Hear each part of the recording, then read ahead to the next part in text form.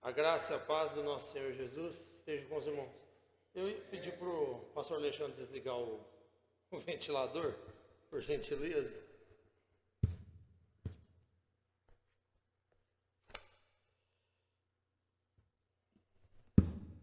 Vamos abrir as nossas Bíblias para Hebreus capítulo 10. Vamos fazer a leitura dos versos de 1 a 18.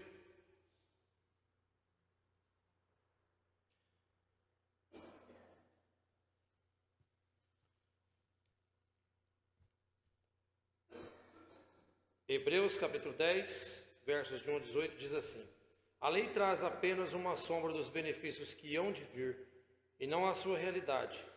Por isso, ela nunca consegue, mediante os mesmos sacrifícios repetidos ano após ano, aperfeiçoar os que se aproximam para adorar. Se pudesse fazê-lo, não deixariam de ser oferecidos, pois os adoradores, tendo sido purificados uma vez por todas, não mais se sentiriam culpados de seus pecados. Contudo, esses sacrifícios são uma recordação anual dos pecados, pois é impossível que o sangue de touros e bodes tire pecados. Por isso, quando Cristo veio ao mundo, disse: Sacrifício e oferta não quiseste, mas um corpo me preparaste. De holocausto e ofertas pelo pecado não te agradaste. Então eu disse: Aqui estou, no livro está escrito a meu respeito. Vim para fazer a vontade, ó Deus. Primeiro, ele disse: Sacrifícios, oferta, holocausto e ofertas pelo pecado não quiseste, nem deles te agradaste, os quais eram feitos conforme a lei. Então acrescentou: Aqui estou, vim para fazer a tua vontade. Ele cancela o primeiro, pois estabelece o segundo. Pelo cumprimento dessa vontade, fomos santificados por meio do sacrifício do corpo de Jesus Cristo, oferecido por uma vez por todas. Dia após dia, todo sacerdote apresenta-se, exerce os seus deveres religiosos, repetidamente oferece os mesmos sacrifícios, que nunca podem remover os pecados. Mas quando este sacerdote acabou de oferecer para sempre um único sacrifício pelos pecados, assentou-se à direita de Deus.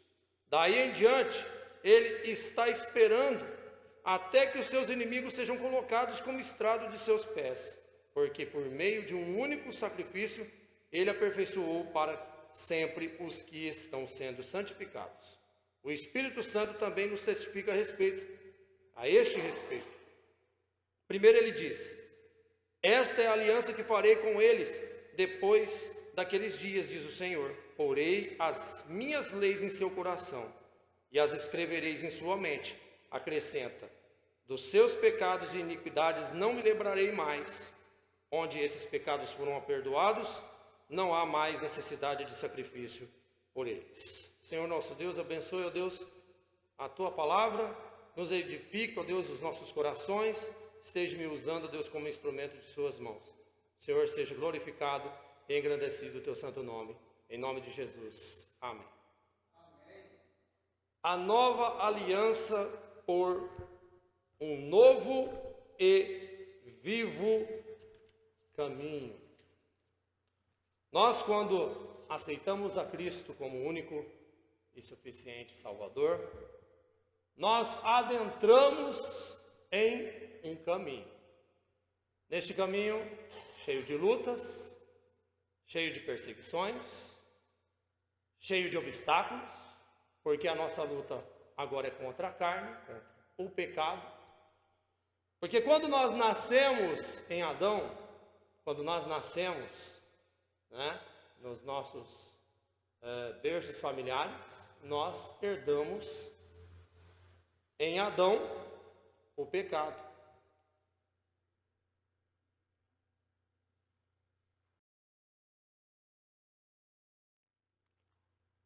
Herdamos a herança de Adão, a queda do homem quando desobedeceu a ordem de Deus.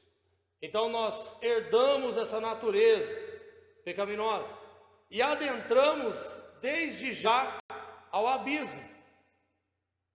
Quando estamos numa natureza, numa velha natureza, nós caminhamos em passos largos em direção ao abismo, que no fim traz o juízo de Deus.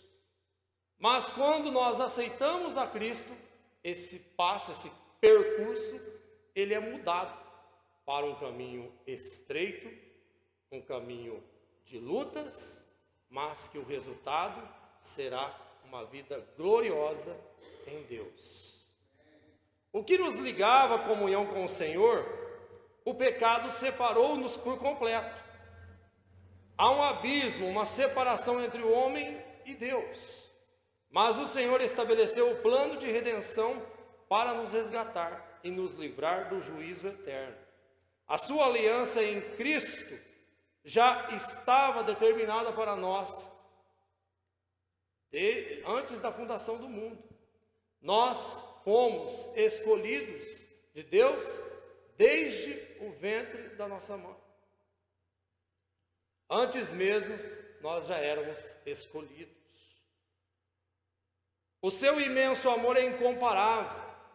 Deus desenvolveu todas as coisas para que nós pudéssemos usufruir as bênçãos dele, mesmo nós ainda sendo pecadores, rebeldes, desobedientes, porque era o estado que nós estávamos ali.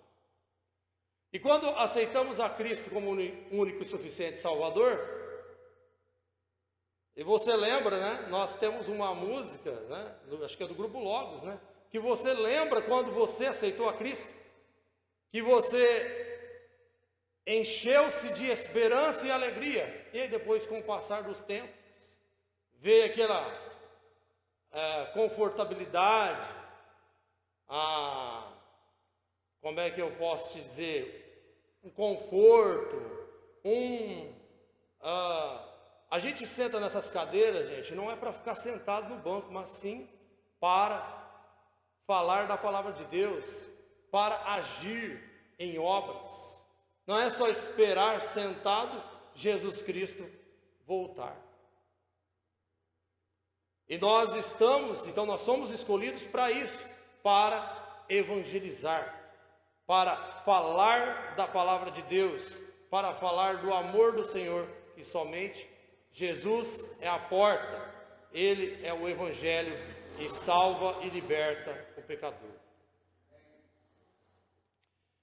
Quando nós nascemos e vivemos neste mundo, já caminhamos em um caminho largo e espaçoso.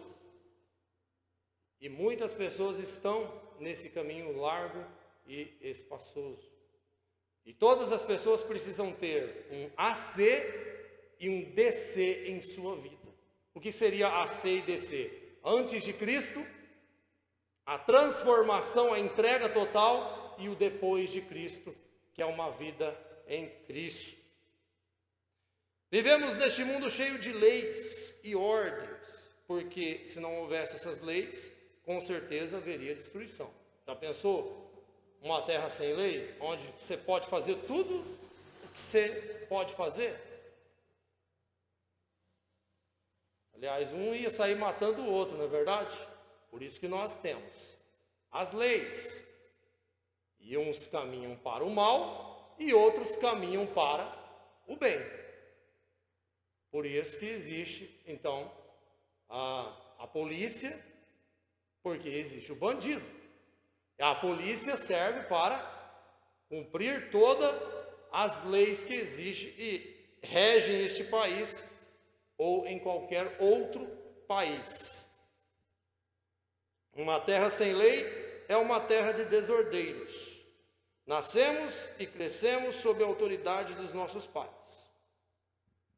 Desde o início, o filho já berra, porque quer isso, quer aquilo, a natureza pecaminosa. Não, mas eu quero isso. E ele berra. Por quê? A natureza pecaminosa. E nós, então, crescemos sob a autoridade dos nossos pais, que os pais regem, então, toda a educação sob o temor de Deus. E alguns, aliás, na sua grande maioria, que estão lá fora, não regem, o pai e a mãe não regem a educação sobre os filhos. é o filho que muitas vezes passa por cima da ordem do pai e da mãe, faz o que quer. Nós vivemos em lei, porque existe a natureza em nosso corpo que se chama pecado.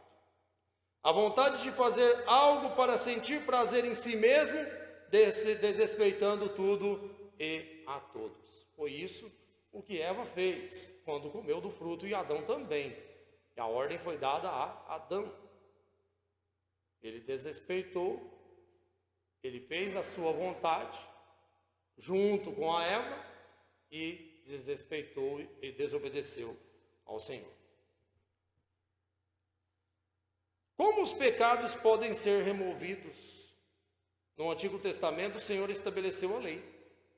A velha aliança oferecia um meio para o perdão dos pecados. Isso era satisfatório? Funcionava perfeitamente esse método? É que nós vamos ver no primeiro ponto. Então Deus procurou um meio para estabelecer a sua aliança. Primeiro fez com Noé, quando a terra encheu-se de pessoas e a violência também cresceu. Então Noé, que era o único homem e justo a Deus, Deus olhou para ele e estabeleceu uma aliança. E nós temos essa aliança, esse sinal dessa aliança, que é o arco-íris depois de uma tempestade, para lembrar da aliança que Deus fez com Noé, através da arca, e fez com os patriarcas, anos mais tarde, Abraão, Isaque e Jacó, estabelecendo uma aliança com o seu povo, que mais tarde se tornou Israel. E depois concluiu, depois dos 400 anos de escravidão no Egito, em Moisés, e estabeleceu a lei mosaica, para que o povo pudesse obedecer ao Senhor, dos seus mandamentos e princípios, e pudessem viver bem na presença dele. Nós vivemos bem na presença do Senhor? Vivemos se não pecamos. Se pecamos, desobedecemos ao nosso Senhor. Mas Ele fala, fiel é Deus, né? Se confessarmos os nossos pecados, Ele é fiel e justo para nos perdoar e nos purificar de toda a injustiça.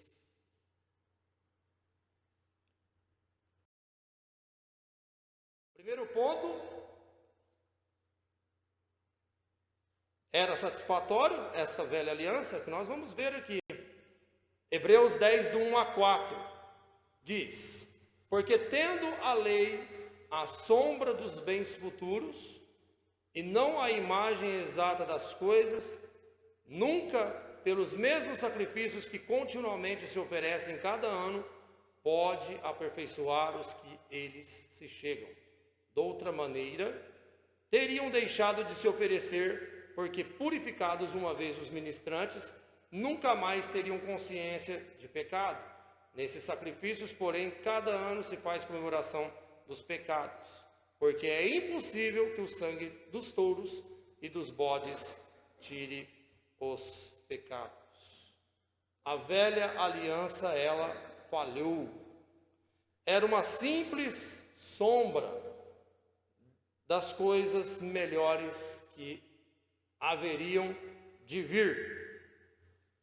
A lei, junto com o sacerdócio levítico com o qual se vinculava ao sistema mosaico, era apenas uma sombra.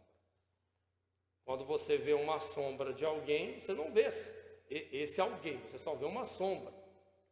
Mas quando ela toca a campainha da sua casa e ela aparece, já não é mais sombra, se torna assim uma realidade, né? A presença da pessoa agora, ela é real. E assim essa velha aliança era uma sombra dos benefícios que Deus tinha para com o seu povo, que Ele tem para com o seu povo. Não é a imagem exata das coisas, nunca pelos mesmos sacrifícios que continuamente se oferecem cada ano, pode aperfeiçoar os que eles se chegam. Então, todo ano era feito um sacrifício. Então, pegava um bode ou um carneiro perfeito, né? Touros, né?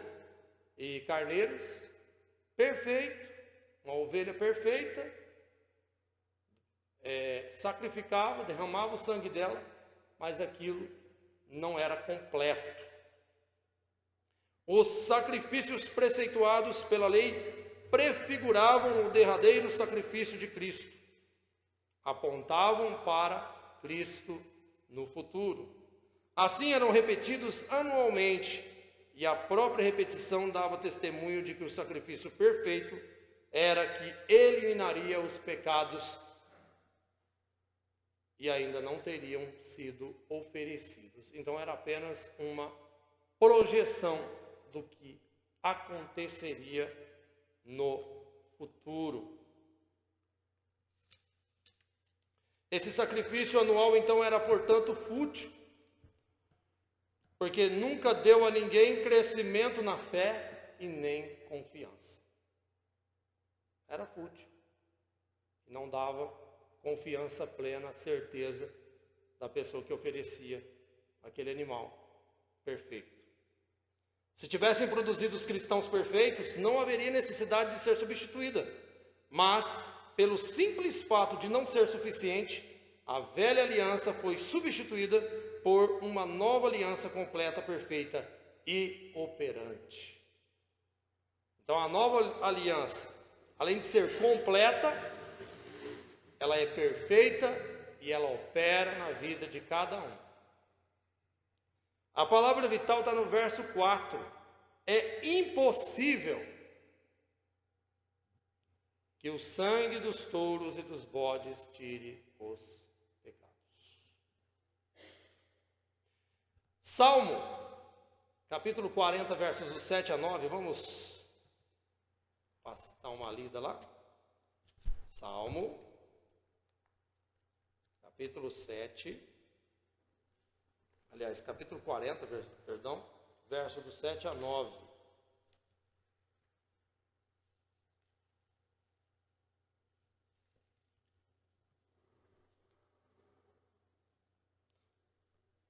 Diz assim: então eu disse, aqui estou, no livro está escrito a meu respeito. Tenho grande alegria em fazer a tua vontade, ó meu Deus. A tua lei está no fundo do meu coração. Eu proclamo as novas de justiça na grande assembleia. Como sabe, Senhor, não fecho os meus lábios.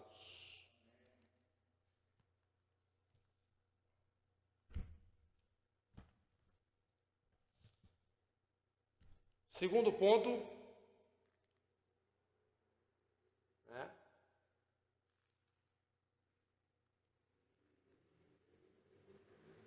A nova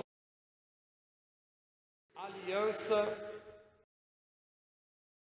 Hebreus 10, do verso 5 ao verso 10, diz assim: por isso, entrando no mundo, diz, sacrifício e oferta não quiseste, mas corpo me preparaste, holocaustos e oblações, pelo pecado não te agradaram. Então eu disse, eis aqui vem, no princípio do livro está escrito de mim, para fazer, ó Deus, a tua vontade. Como acima diz, sacrifício e oferta e holocausto e oblações pelo pecado não quiseste, nem te agradaram, os quais se oferecem segundo a lei. Então disse, eis aqui venho, para fazer, ó Deus, a tua vontade. Tira o primeiro para estabelecer o segundo, na qual vontade temos sido santificados pela oblação do corpo de Jesus Cristo, feita uma vez. Quando nós lemos o Salmo 40, do verso 7 a 9, nós lemos no verso 7 assim: eis aqui estou, no rolo do livro está escrito a meu respeito. Em quem que aponta? Para Jesus Cristo, o nosso Salvador, o Messias. E ele diz: agrada-me fazer a tua vontade, ó Deus. Dentro do meu coração está a tua lei. O Senhor Jesus, ele não veio abolir a lei, e sim para cumprir a lei. E ele substitui toda a lei. Os 10 mandamentos, né? Não matarás, não roubarás, não dirás falso testemunho. Se você quebra um deles, você já quebrou os 10 mandamentos. Não é verdade?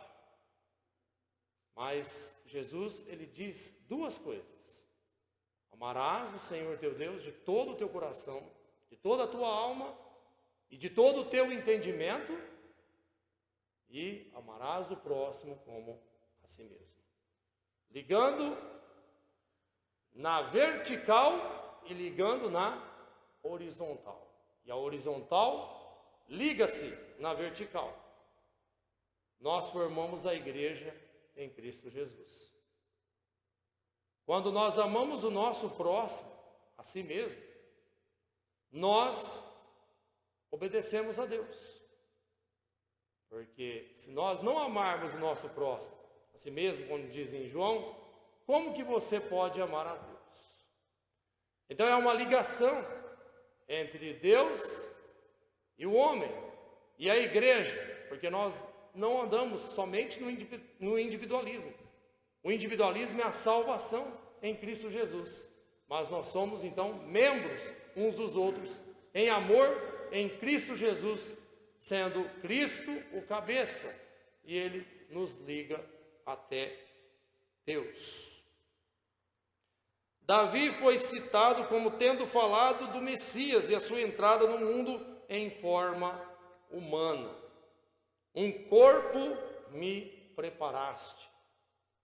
O Senhor Jesus estava sendo preparado para adentrar a este mundo. E veio numa época e em seu tempo e no tempo perfeito de Deus.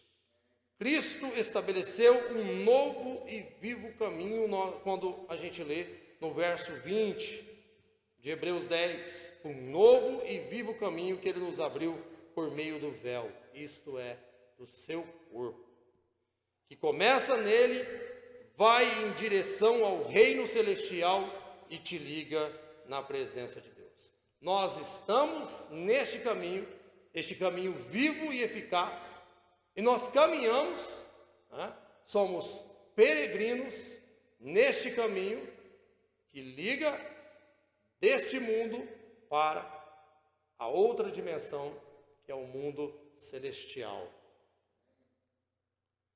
A vontade do Senhor para o Messias foi realizar uma completa expiação do pecado. Uma completa expiação do pecado, onde que a velha natureza jamais poderia fazer.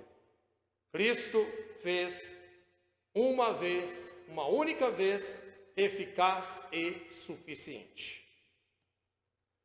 Os sacrifícios mosaicos são substituídos pela obediência à vontade de Deus. No verso 7, nós lemos aí: então eu disse, aqui estou, no livro está escrito a meu respeito, vim para fazer a tua vontade, ó Deus.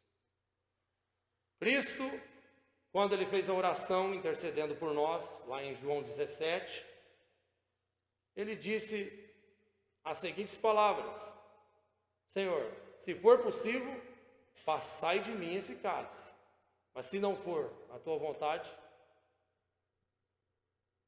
que eu possa beber pela humanidade. E ele bebeu pela humanidade em favor dos seus. Ele obedeceu a Deus, esvaziou-se a si mesmo, tomou forma humana e por amor a nós, ele derramou seu precioso sangue por nós. Fez a vontade de Deus. Cristo veio ao mundo preparado para sofrer. Então, quando nós temos essa mentalidade, nós então entendemos o Evangelho. Porque há pessoas que não entendem o Evangelho, não entendem a crucificação, de Jesus Cristo, mas ele veio para este propósito, para derramar o seu precioso sangue, puro, vivo e eficaz, fazendo exclusivamente o sacrifício perfeito e em perfeita vontade de Deus. Vamos lá em Lucas, capítulo 22, o verso 42. Lucas 22, 42.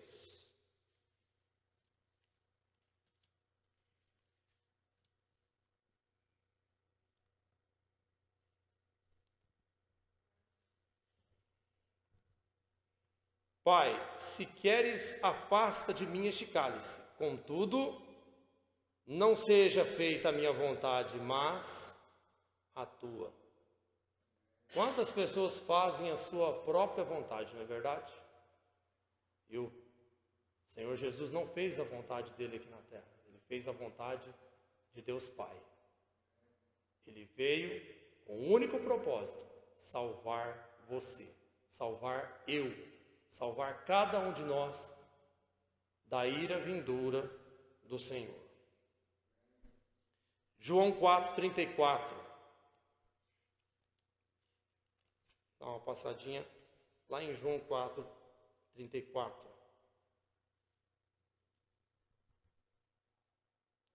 Disse Jesus: a minha comida é fazer a vontade daquele que me enviou e concluir a sua obra. Cristo morreu, seu sangue puro foi derramado e ele nos purificou com o seu sangue, mediante a oferta do corpo de Cristo Jesus, uma vez por todas, suficiente. No verso 10 que a gente leu aí, na qual vontade temos sido santificados pela oblação do corpo de Jesus Cristo, feita uma vez.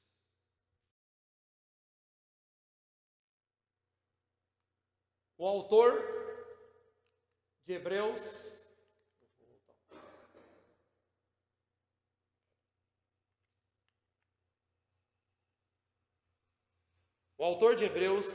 citou o salmista Davi como tendo falado do Messias e a sua entrada no mundo de forma humana. Cristo estabeleceu um novo e vivo caminho, que começa nele. O ponto de partida é ele, o processo de vida é nele e vai em direção ao reino celestial e te liga na presença de Deus. A vontade do Senhor para o Messias foi realizar uma completa expiação do pecado. As palavras do salmista referem-se ao Messias que expressam submissão em obediência ao Pai por parte do Filho ao vir à terra.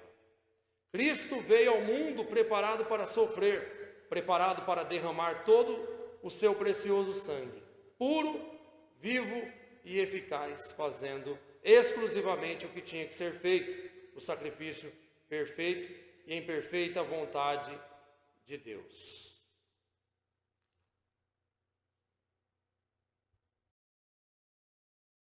Redenção completa em Cristo. Verso 11 a 13 diz assim: e assim todo o sacerdote aparece cada dia, ministrando e oferecendo muitas vezes os mesmos sacrifícios que nunca podem tirar os pecados. Mas este, havendo oferecido para sempre um único sacrifício pelos pecados, está sentado à destra de Deus. Daqui em diante, esperando até que os seus inimigos sejam postos por escabelo de seus pés. Deus não se agrada de rituais.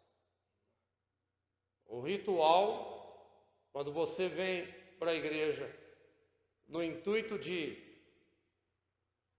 fazer aquilo, aquele bater a carteira, você pode estar sendo um mero religioso. Nós temos que ter cuidado sobre isso. Nós falamos da negligência hoje de manhã.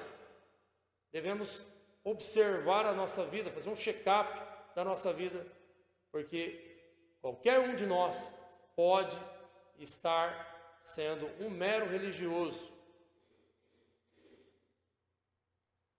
Nós devemos estar louvando, adorando ao Senhor, como verdadeiros adoradores que o adoram em espírito e em verdade, não fazendo dia após dia uma rotina, mas sim vivendo novidade de vida dia após dia em Cristo. Ou seja, na prática, não somente na regra, na teoria, mas viver a vida cristã em maturidade, na prática, vivendo a sua palavra. Por meio desta oferta, foi feita a expiação, o que agradou perfeitamente a um Deus santo. Somos agora justificados com Cristo, separados em Cristo, consagrados a Deus e agora experimentando um processo de santificação contínua. Ela só termina na plenitude dos tempos. Nós não seremos perfeitos aqui, mas caminhamos em perfeição em Cristo Jesus. Então, como o jovem purificará a sua vida? Observando a sua palavra, a palavra do Senhor. Não somente o jovem, não somente a criança, mas sim os adultos, velhos, homens e mulheres, observando a sua palavra, dia após dia, e aplicando em seus corações.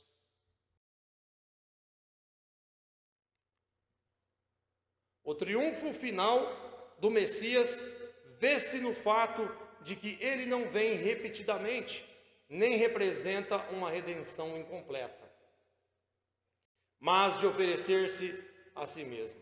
Cristo, ele se entregou por nós. Ele amou, ele teve compaixão pela nossa situação. Nós estávamos separados, estávamos num abismo, estávamos condenados, mas ele veio, ele rasgou o que era para ser condenado, agora é absolvido pelo seu sangue, pelo sangue de Cristo Jesus. Cristo assentou-se à direita de Deus, ele está à destra de Deus Pai. Portanto, Cristo é a nossa autoridade. Ele não é somente o Salvador das nossas vidas. Ele não é somente aquele que resgata e você vai viver a sua vida normal. Não, você não vai viver uma vida dissolutamente como o filho pródigo, mas você vai viver uma vida santa e agradável a Deus, porque Cristo é o seu Senhor, Ele é o meu Senhor, Ele é o nosso Senhor. Então nós somos servos, e o que o servo faz? Ele obedece, ele faz a vontade de Deus, ele obedece a Cristo. Cristo é a nossa autoridade, é o nosso exemplo. E quando nascemos em Cristo, então fazemos que nem o Mestre fez. Façamos somente a vontade do Pai, a vontade de Deus. Temos liberdade nele para vivermos uma vida cristã saudável. A palavra de Deus, ela é manual de instruções para que o ser humano viva bem, né? Todo eletroeletrônico e todos eletrodomésticos têm um manual de instruções para você ir lá seguir como que funciona aquilo. A palavra de Deus é um manual de instruções do ser humano. Se o ser humano quer viver uma vida de qualquer jeito, uma hora vai pifar, né? Uma hora vai dar algum problema. É que nem você ligar um eletrodoméstico no 220 e ele é do 110, o que vai acontecer? Vai queimar, né? Você não viu, você não leu o manual de instruções. A mesma coisa é o ser humano. Se ele lê o manual de instruções, que é a palavra do Senhor, se ele obedece, se ele vai praticar a palavra de Deus, com certeza ele vai seguir de acordo e ele vai viver bem aqui na terra, para uma vida saudável, e lá no céu, então, ele vai viver uma vida boa, porque ele não vai ter contas ruins para acertar com o nosso Senhor, porque todos vão prestar contas a Deus de seus atos.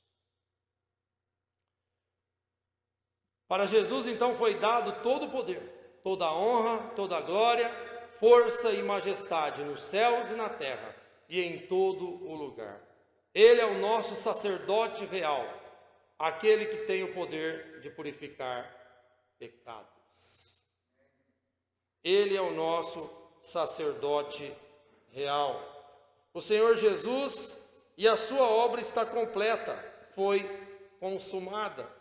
Aquele que está em Cristo não somente está no caminho, ele está no novo caminho e num vivo caminho.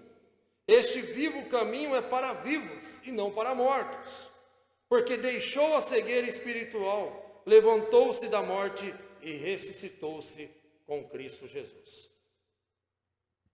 Mas eu estou crucificado com Cristo e os pecados foram deixados na cruz. Então, não vivo somente eu, não mais eu, mas Cristo vive em mim.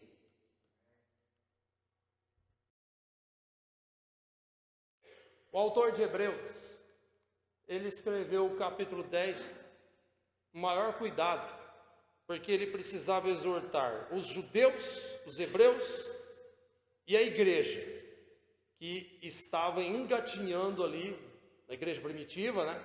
Bem no comecinho, e estavam então tendo muitas coisas, assim, de pessoas se apostatando da fé, tendo coisas espirituais que hoje são aceitas, né, que nós temos hoje,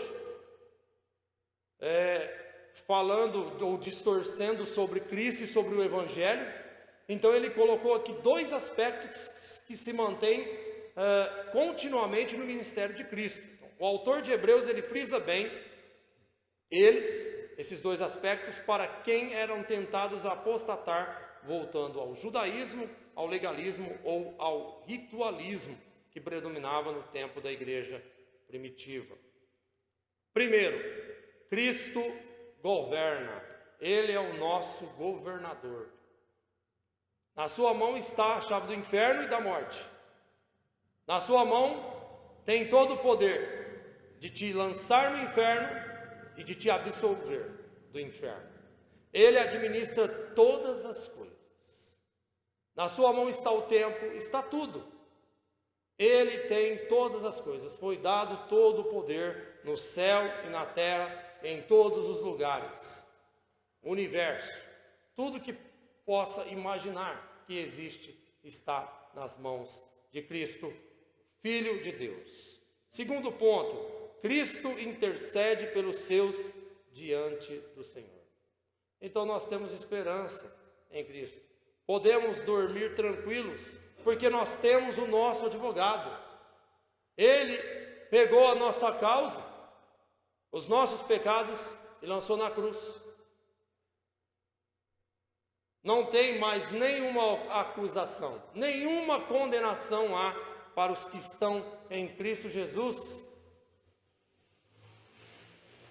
Quando acabar o tempo da igreja na terra e da salvação, então ele será o justo juiz. Então, para falar do Evangelho para as pessoas, nós temos esse tempo, e será cobrado de nós se nós não falarmos, porque nós temos a oportunidade de falar sobre Jesus Cristo às pessoas que estão lá fora, aos nossos amigos, aos nossos irmãos. Eu não tenho o poder de salvar, mas é Cristo que salva, é o Espírito Santo que salva. É o Espírito Santo que nos convence do pecado, da justiça e do juízo de Deus, porque de outra maneira nós não podemos ser salvos. De outra maneira, você poderia ler a palavra de Deus e não entender absolutamente nada. Absolutamente nada. Seria um livro qualquer. Porque para quem está morto, ele vai ler essa palavra de Deus, ele não vai entender absolutamente nada. Nós éramos assim. Eu li a palavra de Deus, não entendia nada. Mas Cristo, ele tirou essa cegueira espiritual. E ele tirou essa cegueira espiritual para não ficarmos quietos, mas também falar da palavra do Senhor.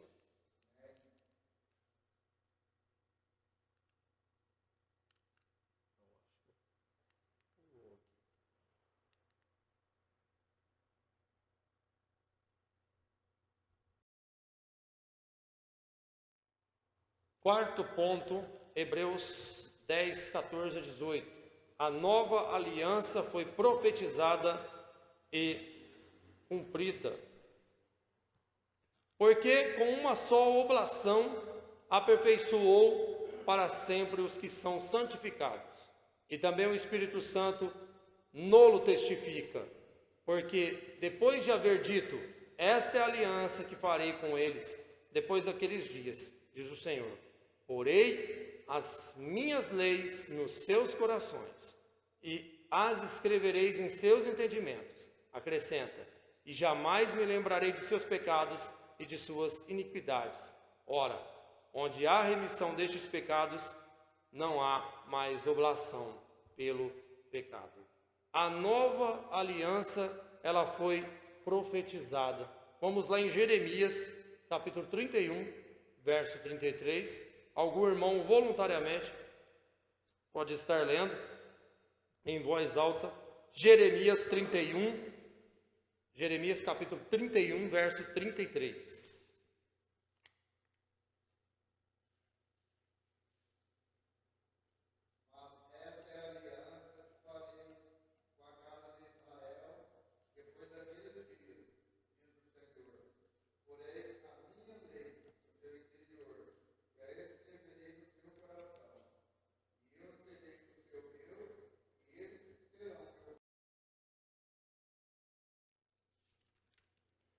A aliança foi profetizada pelo profeta Jeremias, foi cumprida. Os cristãos agora estão sendo aperfeiçoados, purificados e aptos para a comunhão perpétua com Deus. O autor de Hebreus então citou o profeta Jeremias, que anunciou a nova aliança que apontava para Cristo e foi cumprida nele. Então, os crentes em Cristo Jesus, nós, os cristãos, aqueles remidos por Jesus Cristo, estão sendo moldados, estão sendo aperfeiçoados e estão sendo aptos para a comunhão perpétua com o Senhor. Amém? Nós estamos sendo transformados dia após dia. Mas para ser transformado é preciso você orar todos os dias. É preciso você buscar a Deus todos os dias. É preciso você alimentar da palavra de Deus todos os dias. Quão difícil é você ler e pregar a palavra de Deus se você não alimentar da sua palavra todos os dias. Não é verdade, pastor Alexandre? Porque é um trabalho que você tem que descrever para você fazer uma mensagem. O pastor, ele passa dias, horas, até semanas, meses, se for necessário, para estudar um certo assunto, porque é necessário esmiuçar um certo assunto.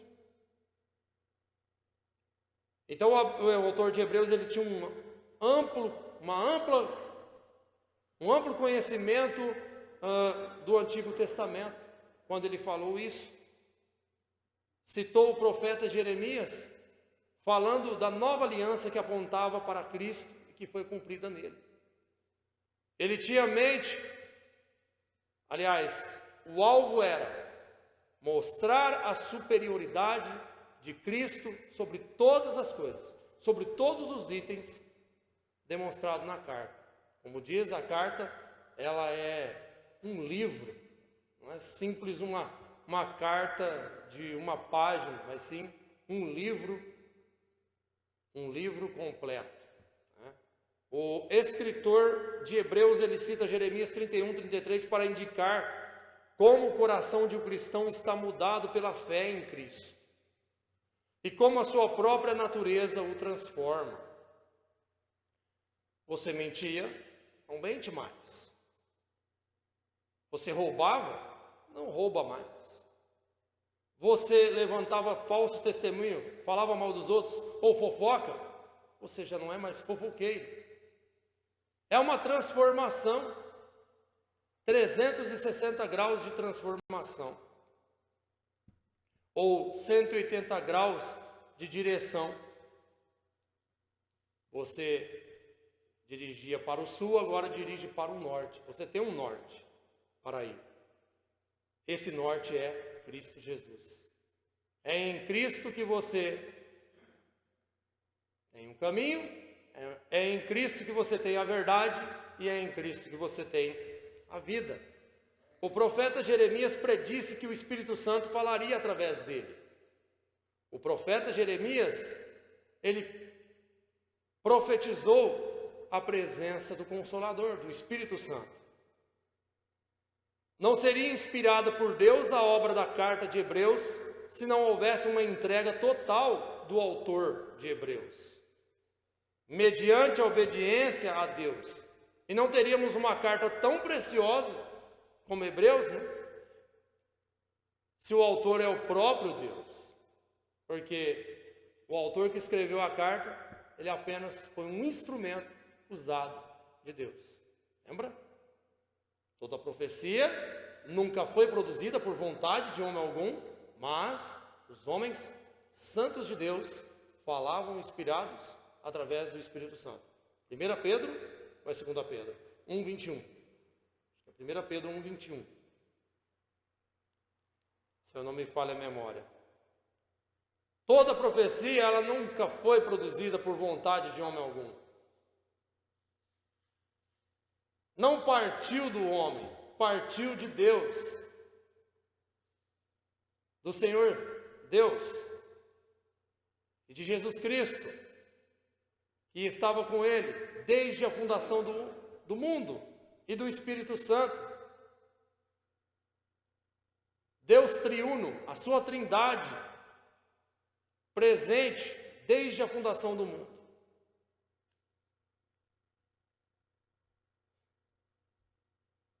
A remissão dos pecados agora, então, ela é completa.